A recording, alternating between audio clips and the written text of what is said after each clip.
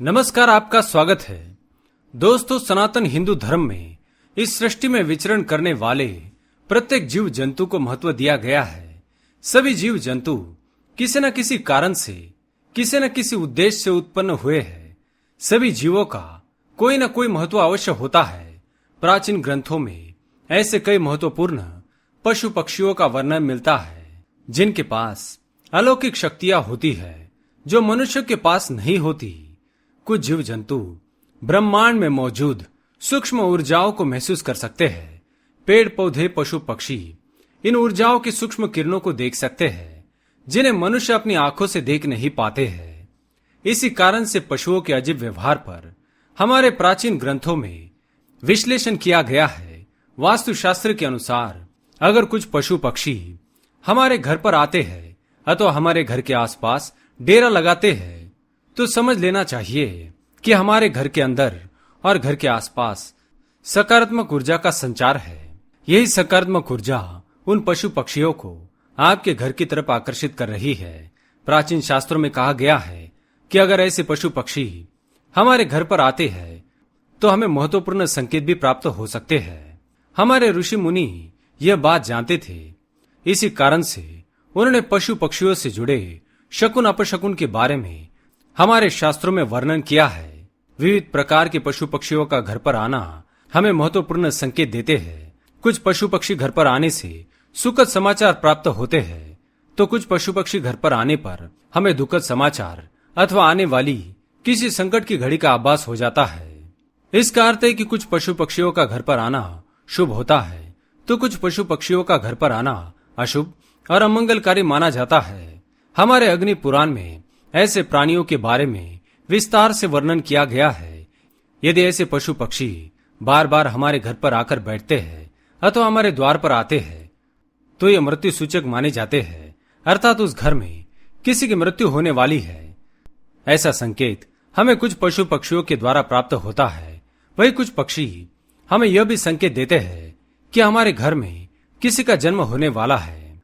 दोस्तों, कुछ प्राणी माँ लक्ष्मी के घर में आगमन का संकेत देते हैं तो कुछ प्राणी माँ लक्ष्मी के घर छोड़कर चले जाने का संकेत देते हैं। इसलिए हमें हमारे घर पर आने वाले पशु पक्षियों पर, कीटकों पर विशेष ध्यान देना चाहिए। ये कीटक और पशु पक्षी हमें तरह तरह के शुभ अशुभ संकेत देते हैं जिनसे हमें भविष्य में होने वाली घटनाओं की जानकारी पहले ही मिल जाती है। तो चलिए जान लेते हैं उन 6 पशु पक्षियों के बारे में जिनका घर पर आना बहुत ही शुभ माना जाता है। दोस्तों, सबसे पहला प्राणी है गौ माता। हमारे हिंदू धर्म में गौ माता को मां का दर्जा दिया गया है। गाय को शास्त्रों में जगत जननी कहा गया है। गाय एक पवित्र पशु है। जिस घर के द्वार पर रोज गाय आती है ऐसे घर में सुख शांति बनी रहती है।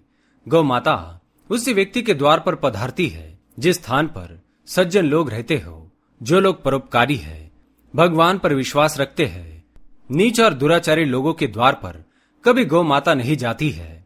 जिस घर में सदा ही लड़ाई झगड़े होते हैं, जहाँ के लोग कंजूस होते हैं और बुरे काम करते हैं, धन का लालच करते हैं, ऐसे द्वार पर गाय कभी नहीं जाती है। शास्त्रों के अनुसार, हमारे प्राचीन शास्त्रों में द्वार पर खड़ी गौ माता को लक्ष्मी कहा गया है। इसलिए उसका कभी अपमान नहीं करना चाहिए। जो मनुष्य द्वार पर आई गौ माता के साथ अत्याचार करता है अथवा उसे मारकर भगाता है तो उसके घर से माता लक्ष्मी चली जाती है। दूसरा जानवर है कुत्ता। दोस्तों, प्राचीन काल से ही कुत्तों को मनुष्य का सबसे वफादार जानवर माना जाता है। कुत्ते का द्वार पर आना अथवा उसका आपके घर के आसपास बैठना शुभ माना गया है। कुत्ते आपके घर की बुरी शक्तियों से रक्षा करते हैं। कहा गया है कि जिस घर के पास कुत्ते बैठते हैं वहां पर कोई बड़ी अनहोनी नहीं होती है, किंतु जिस घर से कुत्ते दूर भागते हैं तो उस घर में किसी अशुभ शक्ति का वास है, ऐसा समझना चाहिए। अगर आपके घर के द्वार पर कोई कुत्ता खड़ा नहीं रहता है और तुरंत ही भाग जाता है तो समझ लेना चाहिए कि आपके घर में नकारात्मक शक्तियों का वास है। आपको तुरंत ही उपाय कर लेना चाहिए। अगर आपके द्वार पर कोई काला कुत्ता रोटी मांगने आता है तो आप बहुत ही भाग्यशाली है।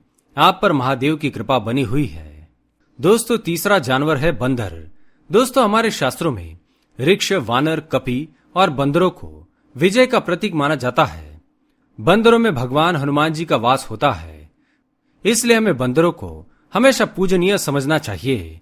बंदरों की सहायता से ही श्री राम ने रावण पर विजय प्राप्त किया था। यदि कोई बंदर बार बार आपके घर पर आते हैं, भोजन प्राप्त करते हैं, तो यह शुभ संकेत है। यदि मंगलवार के दिन कोई बंदर आपके घर पर आता है, तो उसे भोजन अवश्य देना चाहिए। मंगलवार के दिन बंदर का आना यह संकेत देता है कि आपका कोई रुका हुआ काम पूर्ण हो जाएगा और आपको किसी बड़े कार्य में सफलता मिलेगी। चौथा पक्षी है चिड़िया। दोस्तों, चिड़िया एक बहुत ही संवेदनशील पक्षी है। ये थोड़ी सी भी नकारात्मक ऊर्जा को महसूस करने पर उस स्थान से दूर चली जाती है। यदि आपके घर पर चिड़िया घोंसला बनाती है, तो आपको समझ लेना चाहिए कि आपके घर में माता लक्ष्मी का वास है। आपके घर में बहुत ही सकारात्मक ऊर्जा है। आपके घर के सदस्य एक दूसरे से प्रेम करते हैं। उस घर में रहने वाले लोग एक दूसरे के साथ घृणा नहीं करते हैं। माना जाता है कि चिड़िया उसी स्थान पर निवास करती है जिस स्थान पर माता लक्ष्मी का वास होता है। इसलिए अगर कोई चिड़िया आपके घर पर आती है अथवा बहुत सारी चिड़िया आपके छत पर जमा होती है, तो यह संकेत है कि आपके घर में धन संपत्ति आने वाली है और आपकी आर्थिक स्थिति बेहतर होने वाली है। पांचवा है मेंढक। दोस्तों, मेंढक को हमारे शास्त्रों में सुख समृद्धि से जोड़कर देखा जाता है।